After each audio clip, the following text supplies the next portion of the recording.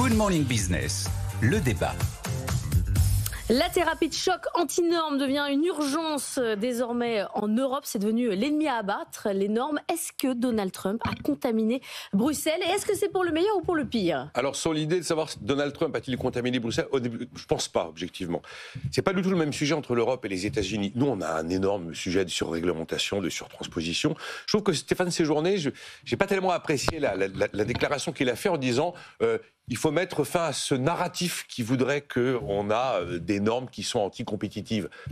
Dire ce narratif, c'est comme les gens qui parlent de sentiment d'insécurité. Non, c'est pas un narratif, c'est une réalité. Quand on regarde ce qu'on a pu mettre en place, on parle toujours des 3-4 mêmes normes qu'on met en tête de gondole pour dire c'est compliqué, c'est compliqué.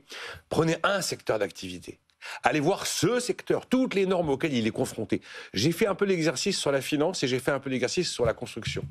Je vous jure, c'est lunaire. Le nombre de sigles à 3, 4, 5, 6 lettres qui s'accumulent, c'est hallucinant. On a un vrai problème avec ça. Donc je ne crois pas que ce soit vraiment la contamination de Trump. À mon avis, ça tombe un peu au même moment. Mais c'est pas un narratif politique aussi? Non.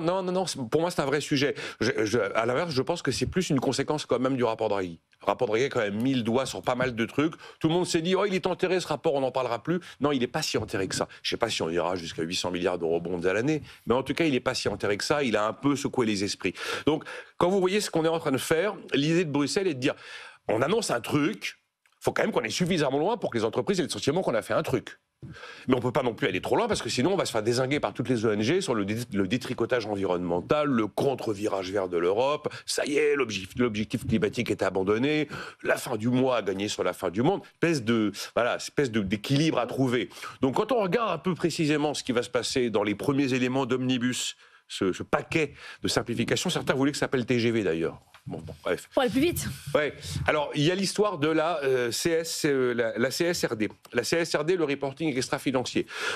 Finalement, on ne va pas l'imposer aux boîtes de plus de 250 salariés, mais de plus de 1000, et à celles qui dépassent 450 millions d'euros de chiffre d'affaires. Donc, en fait, aux grosses entreprises. Notamment parce que les grosses ont déjà commencé largement. Oui, vous avez bien entendu les tribunes dans la presse, toutes les grandes boîtes ont toutes dit, mais non, touchez pas à cette histoire de CSRD, nous c'est bon, on est dans les clous, comme ça, ceux qui ne sont pas dans les clous seront aux fraises, et nous, on aura un petit avantage concurrentiel, parce qu'on aura déjà fait notre truc CSRD.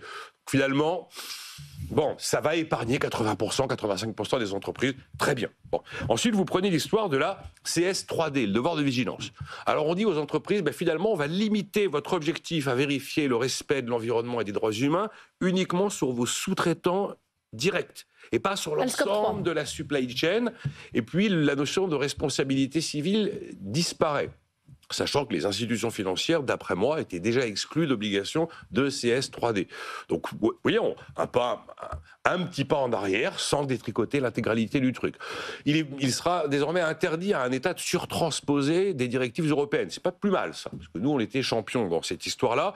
Et alors là, je ne sais pas encore comment ça va se mettre en place. On nous explique que sur le MACF, le mécanisme d'ajustement carbone aux frontières, qui, vous le savez, cible 5 ou 6 intrants, mais pas les produits finis, donc acier, alu, engrais, ciment, je ne sais plus la liste complète, le petit importateur est exempté. Comment on fait, je ne sais pas. Donc, on est sur une espèce d'équilibre. Alors, attendez, en plus, un exercice d'équilibrisme pour dire on lâche de l'Ouest, mais on ne lâche pas tout. Puis, je vous rappelle que ça va passer par toute la mécanique parlementaire bruxelloise. Il y en a pour des mois avant que tout ça soit validé.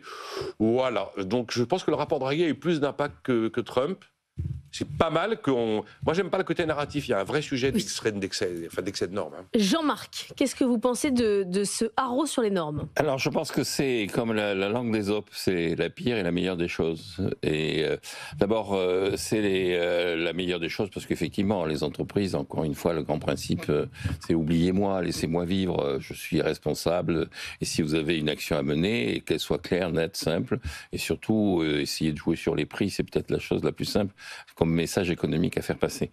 Et donc la meilleure des choses, c'est parce qu'effectivement, ça fait des années que tout le monde parle de simplification. Mais je rappelle quand même que le président Hollande avait lancé un choc de simplification. L'expression a été... Il y avait même un ministère. Il y avait un choc force. Il y avait un conseil. Il y avait un conseil qui se réunissait, un conseil de la simplification, et ça a été lancé en 2013. Donc on est 12 ans après et on continue à parler de simplification. Et sur la réforme administrative, administrative. La première fois qu'il y a eu un ministère de la réforme administrative, c'était dans les années 60 en France. Donc on peut considérer que c'est quand même beaucoup... Mais c'est compliqué. Oui, on est vraiment dans la blablacratie, comme je dis. C'est-à-dire, on parle beaucoup, on agit assez peu.